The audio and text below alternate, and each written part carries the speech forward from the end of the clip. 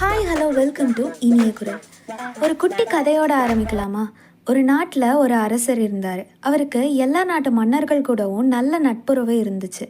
அதனால் அந்த நாடுகளில் இருந்து அவருக்கு ஏதோ ஒரு பரிசு வந்துட்டே இருக்கும். அப்படி ஒரு முறை பக்கத்து நாட்டில் இருந்து அரசருக்கு 2 பஞ்சவர்ண கிளிகள் அனுப்புனாங்க. அதோட நிறமும் அழகும் ராஜாவுக்கு ரொம்ப பிடிச்சிருந்துச்சு. அதுக்குன்னு அரண்மனையில் ஒரு சின்ன இடம், அதுக்கு பயிற்சி தர பார்த்துக்க தனித்தனி ஆளுங்கன்னு சகல வசதியும் இருந்துச்சு. ஒரு நாள் பறவைக்கு பயிற்சி தரவர் அரசரை சந்திச்சு, ஒரு பஞ்சவர்ண கிளி நல்லா பறக்குது, ஆனால் இன்னொன்று எவ்வளோ முயற்சி பண்ணியும் பறக்கவே மாட்டேங்குதுன்னு சொல்கிறாரு. பல நாடுகளில் இருந்தும் மருத்துவர்கள் எல்லாம் வர வச்சு பார்க்குறாங்க, எதுவும் பயன் தரல. கடைசியாக ஒரு விவசாயி கிட்ட அந்த கிளியை தராங்க. அடுத்த நாளே அந்த கிளி பறந்ததா மன்னருக்கு தகவல் வருது. எப்படி சாத்தியமாச்சுன்னு மன்னர் விவசாயி கிட்ட கேட்குறாரு. அதுக்கு அந்த விவசாயி ரொம்ப பணிவா, அது ரொம்ப சுலபந்தான், அந்த கிளி உட்கார்ந்துருந்த மரக்கிளையை நான் வெட்டிட்டேன், அந்த கிளிக்கு வேற வழி இல்லை, அதனால் பறக்க முயற்சி பண்ணி கடைசியாக அது பறந்துருச்சு அப்படின்னு சொல்கிறாரு. நம்மக்கிட்ட நிறைய திறமைகள் இருந்தும் அதை பயன்படுத்த முடியாததுக்கான காரணம் அந்த கிளி மாதிரி ஒரு சௌகரியமான வட்டத்துக்குள்ளே, ஒரு கம்ஃபர்ட் ஜோன்குள்ளே இருக்கிறது தான். இப்போ இருக்க நிலையே நல்லா தானே இருக்குது, எதுக்கு ரிஸ்க் எடுக்கணும், அதுக்கு என்ன தேவை இருக்குது இப்போது அப்படிங்கிற மாதிரியான மனப்பான்மை.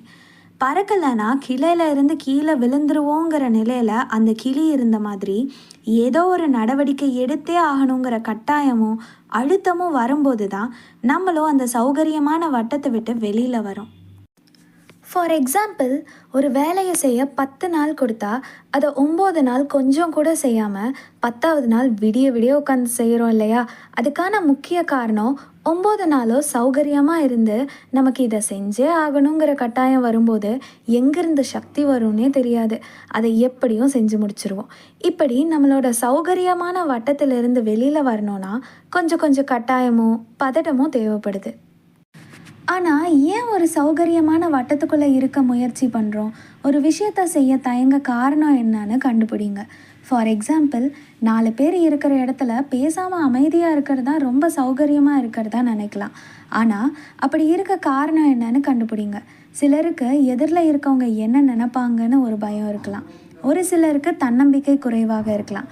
இன்னும் சிலருக்கு கடந்த காலத்தில் ஏற்பட்ட கசப்பான விஷயங்கள்னு பல காரணங்கள் நம்மளை கம்ஃபர்ட் ஜோன்குள்ளேயே முடங்கி போக வச்சிருச்சு. அந்த காரணங்களை கண்டுபிடிச்சு முதல்ல மன ரீதியான மாற்றத்தை உருவாக்கணும். அதாவது தன்னம்பிக்கையை வளர்த்துக்கிறது, கடந்த காலத்தை விட்டு வெளில வர்றது, பிறரோட எண்ணம் என்னவா இருக்கும்னு நாமளே கற்பனை பண்ணிக்கிறத நிறுத்துறது. இப்படி தீர்வு கண்டுபிடிக்கிறது முதல் ஸ்டெப். 2வதாக சாத்தியப்படக்கூடிய விஷயங்கள், அதுவும் சின்ன சின்ன அடிகளாக வச்சு முயற்சி பண்ணும். பொதுவாக 2 கிலோமீட்டர் நீங்கள் நடக்கிறீங்கன்னா அது ரொம்ப சுலபமாகவும் சௌகரியமாகவும் இருக்கும். ஸோ கம்ஃபர்ட் ஜோனை பிரேக் பண்ணி நாளைக்கே 10 கிலோமீட்டர் நடக்கணும்னு முயற்சி பண்ணால் அது கண்டிப்பாக அதிகமான அழுத்தத்தை தான் கொடுக்கும். அப்படி இல்லாமல் கொஞ்சம் கொஞ்சமாக உங்கள் சௌகரியமான வட்டத்தோட எல்லையை விரிவுபடுத்துங்க.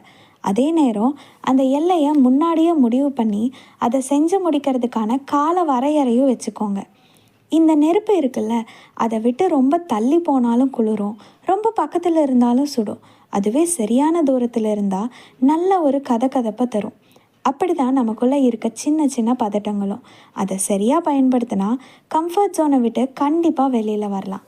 வளர்ச்சிக்கு மாற்றம் தேவை, மாற்றம் வேதனை தரும். நீங்களும் உங்கள் கம்ஃபர்ட் ஜோனை விட்டு வெளில வாங்க. நம்ம இன்னும் பார்க்க வேண்டியது நிறையா இருக்குது. தேங்க்யூ ஃபார் வாட்சிங். Tata, bye bye.